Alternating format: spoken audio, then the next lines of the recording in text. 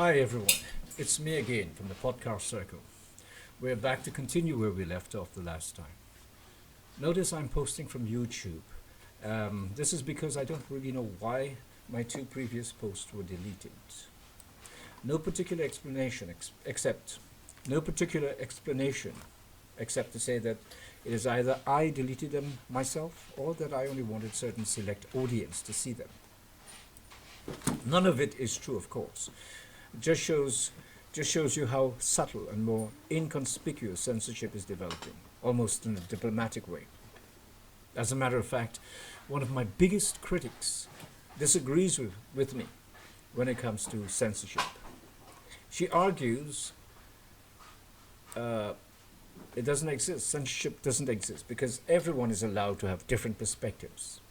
So my response to her is that yes, we're allowed to have different perspectives within, but only within the parameters defined for us by the establishment. And I proceeded to cite the example of the pseudo two-party democracy, where the two parties are basically advocating the same policies, but giving people the impression that there is freedom of choice. Anyway, let's not get too carried away by politics. I tend to get very riled up, as you know by now. As I indicated last week, we're going to take a look at the first section of my book today. This section is entitled Aging with Freedom. Now, this is not meant to say that I'm going to walk you through each poem in the book. That would be telling, isn't it? And besides, it would defeat the purpose of my presentation. Obviously, we don't have enough time for that as well. But what I intend to do is throw you a bone and allow you to have some food for thought. And then we can all engage in a constructive dialogue to enrich the subject.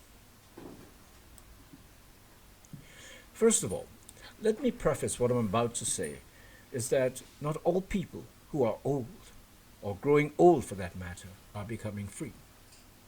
No, this is not the point of the book. What I'm saying is for the most part individualistic and doesn't apply to everyone. On the contrary, I am very critical of the older generation for being so conservative and oppressive towards the millennials and Gen Zs, who represent the future and changes for a better world. Aging towards my freedom is an exception to remind the baby boomers that we were once young and passionate about revolutionary changes. We wanted justice, equal rights, peace, not war, non-interference in other countries to promote our own agendas, freedom of speech, a chance to live our dreams. All of that has been denied to our younger generation because of what we have become as baby boomers, power-obsessed and economically greedy.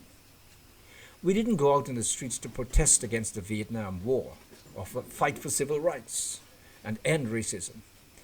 Instead, we did what Bernie Sanders and AOC are doing today, usurping the struggle for freedom. Usurp the struggle for freedom with corporate backing. How many of you have read the book written by Anand Giridharadas, Winners Take All, which is an indictment of philanthropy and NGOs? The concept of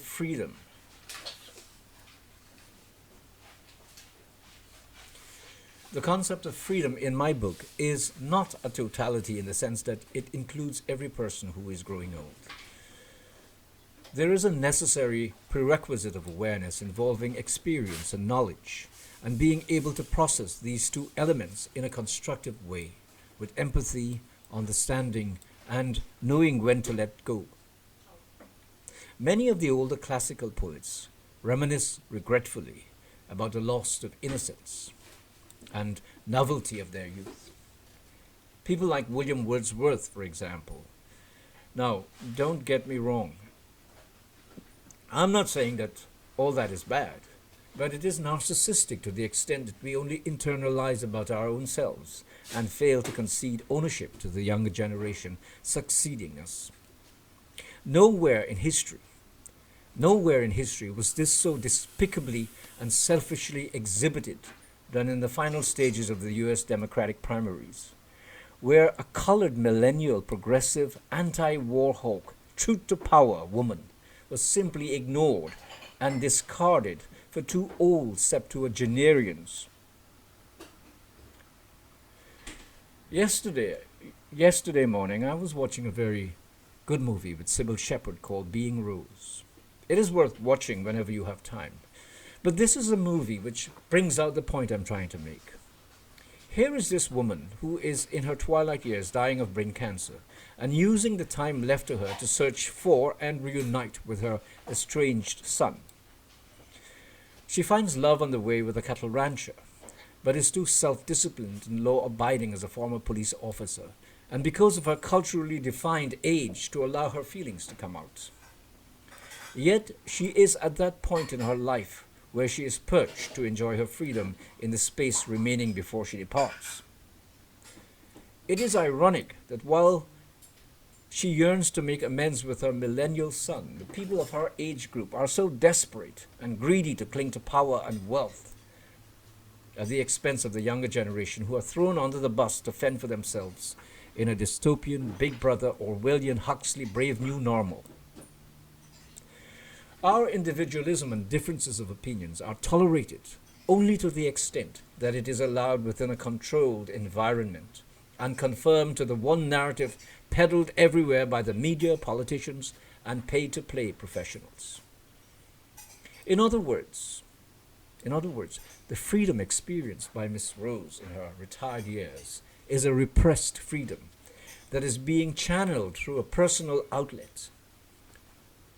Likewise, the freedom my book speaks about is one that is more personal than collective in the first three sections: Aging with Freedom, The Art of Love, and Eros. The last section, Acts of Defiance, is a departure from the personal to the social and humanitarian aspect. Yet the freedom I'm talking about, for the most part, is largely active in the mind than in actually expressing itself out in the open. Vulgar Man, which is one of the poems in the first section, attempts to capture this unrestrained freedom. It is similar in this respect to Oscar Wilde's portrait of Dorian Gray, where the deep, repressed, ugly longing for freedom is portrayed and reflected in the mind. There is, of course, a dark side to this forbidden freedom that is stigmatized by taboos and also secretly endorsed among the powerful and wealthy baby boomers. Unfortunately, this is where the younger generation is vulnerable and opportunely exploited by the older generation, as in a mythological past of sacrifices to monstrous deities. This is the cult. This is the cult-like entrapment of our youths today. Child trafficking, pedophilia, sugar daddies, Hollywood, stardom, what society secretly goes on among the corporate and political elites.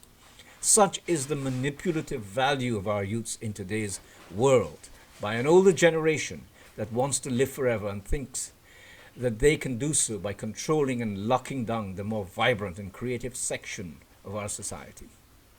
The freedom that we come to realize in our elderly years is a pyrrhic sense of freedom for many of us who are not as lucky as the rich and powerful, as one individual opined to me. But youth is only one part of the equation, and perhaps the biggest one of that, because it captures everything that is disallowed in our hypocritical society. Our freedom to think and act in our best interest. The rest is personal and self-gratifying.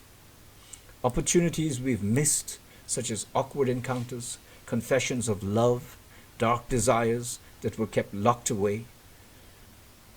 But this is where I'll stop to allow for questions and feedbacks from our viewers, and more importantly, to open up the discussion for other perspectives on this subject.